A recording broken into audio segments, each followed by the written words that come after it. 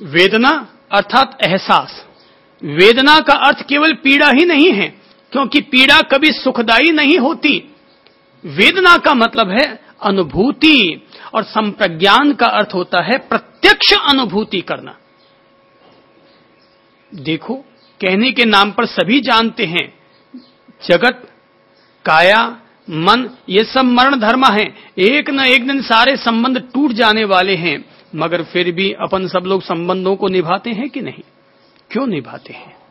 ऐसा क्यों होता है? कहने के नाम पर सभी कह देते हैं ब्रह्म सत्यम जगत मिथ्या, कि ब्रह्म ही सत्य है, जगत मिथ्या है। पर दुनिया में ये बात कहने वाले लोग क्या हकीकत में जगत को मिथ्या रूप में मान पाते हैं? क्या ब्रह्म को सत्य रूप में जीवन में स्थापित कर पाते हैं?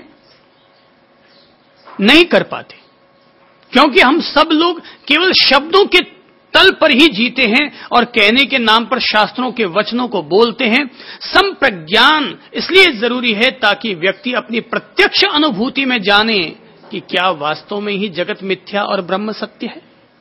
अपन सभी लोग शब्दों के तल पर जीते हैं। कहने के नाम पर कौन नहीं जानता कि काया मरण धर्म है?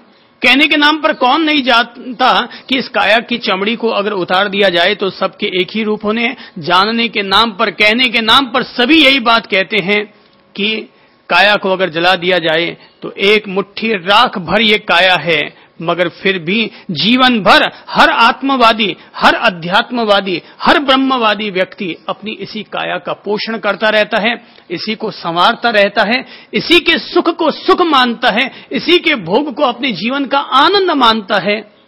इसीलिए आतापी होना जरूरी है, संप्रज्ञान करना जरूरी है।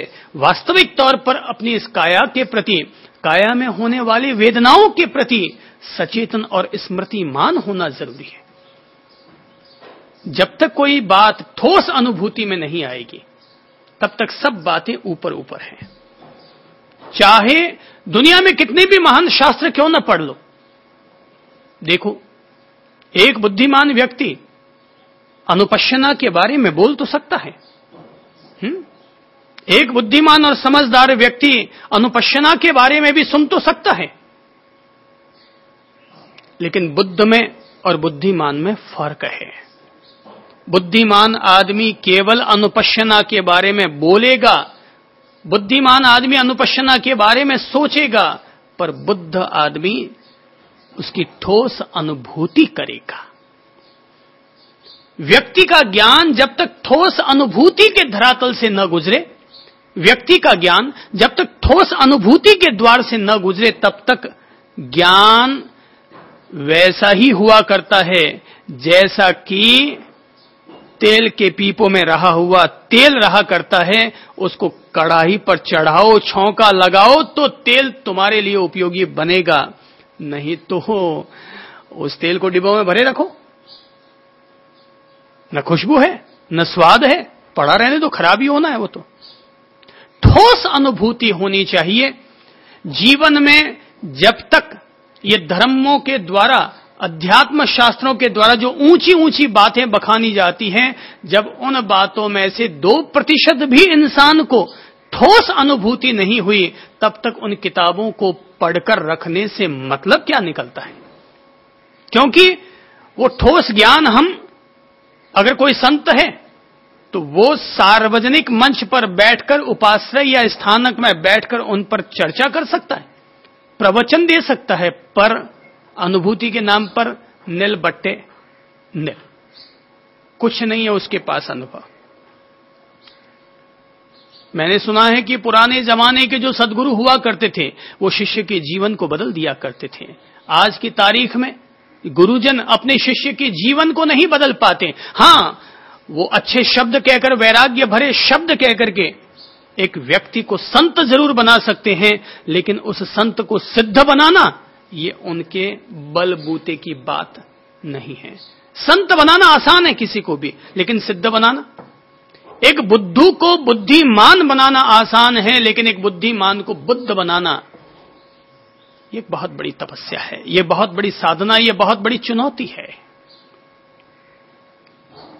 बुद्धिमान बनाना, बुद्धि के लेवल तक उसको ऊंचा उठाना, ये एक प्रोफेसर का अच्छा काम हो सकता है, एक फिलोसोफर भी ये काम कर सकता है, पर बुद्ध बनाना ये तभी संभव है जब वो स्वयं साधक, जब वो स्वयं संत, जब वो स्वयं श्रमण, जब वो स्वयं भिक्षु उसकी ठोस अनुभूति कर चुका है। तो वेदनानुपश्यना की जो बात आई है वो बात मूलतः ठोस अनुभूति के लिए है कि अपन लोग धैर्य और शांति पूर्वक काया में होने वाली सुखद वेदना, काया में होने वाली दुखद वेदनाओं को समझें, भली भांति समझें, भली भांति संप्रज्ञान करें।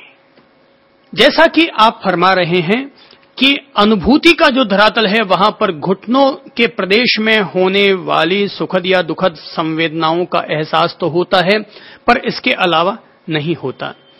याद रखिए, शरीर में कई तरह की वेदनाएं उठती हैं, तनाव के नाम पर, खिंचाव के नाम पर, दबाव के नाम पर, दर्द के नाम पर कई तरह की दुखद वेदनाओं का उदय होता है।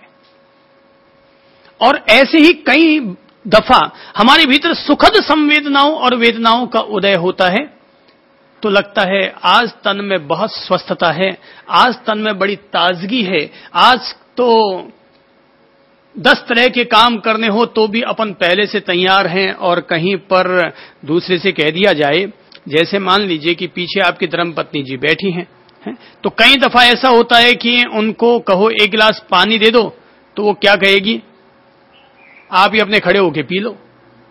और कई दफा ऐसा होता है कि वो कहती है, आप क्यों खड़े हुए, मैं सेवा में थी ना, मैं दे देती। ये दोनों तरह की प्रतिक्रियाएं जो हमारे द्वारा हुई हैं, किसी समय राग मूलक प्रतिक्रिया हुई, किसी समय द्वेष मूलक प्रतिक्रिया हुई, तो आप खड़े होके पी लेते।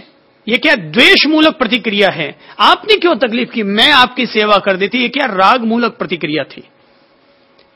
तो तब हमारे तन में, हमारे मन में अनुकूल परिस्थितियां थी, तो हमने कहा आपने क्यों तकलीफ की साहब, मैं आपकी सेवा कर देती।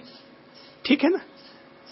सुखद और दुखद दोनों तरह की स्थितियों का हमारे भीतर उदय होता है। कमर दर्द करती है तो पता चलता है कि नहीं, शरीर में खिंचाव होता है तो पता चलता है कि नहीं। तो अपन ये नहीं कह सकते कि हमें पता नहीं चलता है। हमने अपने आप को काया की वेदनाओं की अनुपश्यना करने के लिए अभी तक सचेतन किया नहीं, इसलिए हमें पता नहीं चल पाया।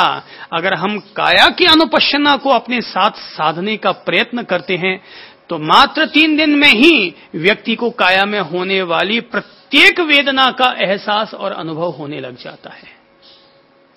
3 दिन, 4 दिन, 5 दिन में तो काया में होने वाले सुखद दुखद एहसास, फीलिंग्स हमारी अनुभूति में आने लग जाते हैं कि अभी अमुक भाग में क्या वेदनाएं हैं।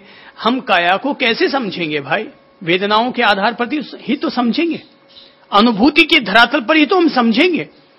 काया में भोग की प्रवृत्ति पैदा हुई, किसके आधार पर जाना हमने, अनुभूति के आधार पर ही तो हमने जाना।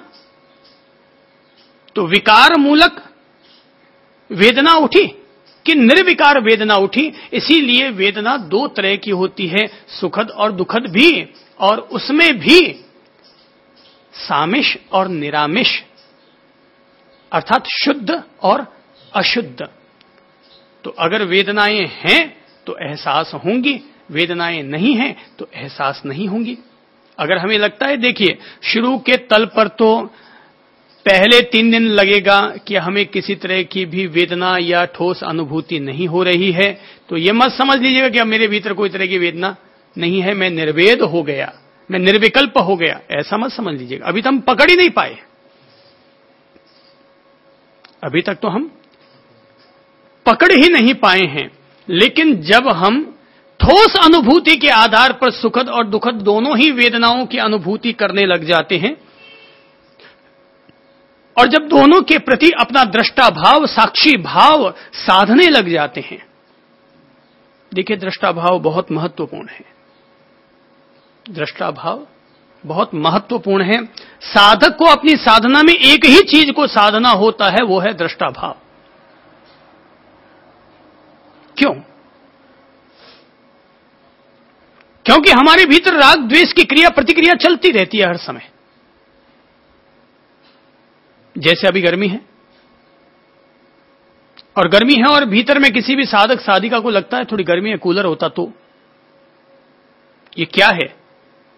ये राग द्वेष मूलक प्रतिक्रिया है हमारे भीतर। हमारा मन सक्रिय हुआ, हमारा चित्त सक्रिय हुआ, वो हमें प्रेरणा दे रहा है, और वो प्रेरणा दे रहा है कि थोड़ा कूलर की व्यवस्था कर, ठंडी हवाओं की व्यवस्था कर। ये क्या है? हमारे भीतर कहीं ना कहीं से राग द्वेष की प्रवृत्ति पैदा हुई और उसके कारण प्रतिक्रिया मन में पैदा हो रही है। यार थोड़ा सा ठंडी हवाओं का प्रबंध हो जाता तो अच्छा रहता। याद रखो, कर्म के बीज कहां हैं? कर्म के बीज कहां से पैदा होते हैं? प्रतिक्रियाओं से पैदा होते हैं। कर्म के बीज कहां से पैदा होते हैं? प्रतिक्रियाओं से पैदा होते हैं। और प्रतिक्रिया कहां से आती है? राग और द्वेष के कारण आती है। लोगों ने अभी तक केवल इतना ही समझा है कि राग का मतलब है पत्नी से प्यार, द्वेष का मतलब है किसी से वैर विरोध। अरे पल पल राग और द्वेष की प्रवृत्तियां हमारे भीतर पैदा होती रहती हैं। बगैर राग द्वेष के तो कोई क्रिया ही नहीं होगी, गतिविधि ही नहीं होगी, कार्य करने की प्रेरणा ही नहीं जगेगी। हम लोग अपने भीतर छिपे हुए रागों को समझें, हम लोग अपने भीतर छिपे हुए द्वेषों को समझें। पल पल ये अपने आप नैसर्गिक रूप से ये राग द्वेष पनपते रहते हैं। अगर हम उस राग द्वेष से प्रभावित होते हैं तो प्रतिक्रिया पैदा होती है, प्रतिक्रिया होती है तो हमारे भीतर कर्म के बीज बो दिए जाते हैं। इसीलिए जरूरी है कि साधक दृष्टा भाव को प्राथमिकता दे, न राग न द्वेष। जब वेदनाओं की वो अनुभूति कर रहा है, संवेदनाओं की अनुभूति कर रहा है, काया के भीतर अपनी अनुपश्यना कर रहा है, तब वह राग द्वेष से रहित होकर सचेतन होकर अपनी अनुपश्यना कर रहा होता है और जान रहा होता है कि कहां क्या हो रहा है। याद रखो, साधना के जितने भी मार्ग हैं वो मार्ग हमें कहीं कहीं और ले जाते होंगे, किसी न किसी तरह के आरोपण से जोड़ते होंगे, पर यहां जो है जैसा है, कोई अवरोध नहीं, कोई क्रिया प्रतिक्रिया नहीं। जो है व्यक्ति उसके प्रति सचेतन होता है, जागरूक होता है और उनका भली भांति संप्रज्ञान करता है, भली भांति सम्यक प्रकार से उनका बोध प्राप्त करता है और जानता है तो यह है, ठीक है, अभी मेरे काया की स्थिति यह है, अभी मेरे चित्त की दशा ऐसी है। अब राग नहीं कर रहा है, द्वेष नहीं कर रहा, अपने आप के प्रति ग्लानि नहीं करा रहे, मेरे भीतर इतने छिछले छिछले भाव क्यों आ रहे हैं? ठीक है, ये है,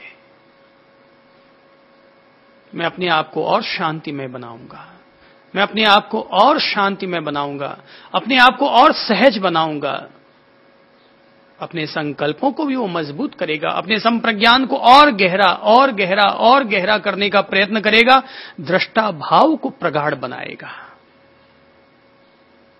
अगर दृष्टा भाव प्रगाढ़ नहीं होंगे तो अनुपश्यना ढंग से न हो पाएगी।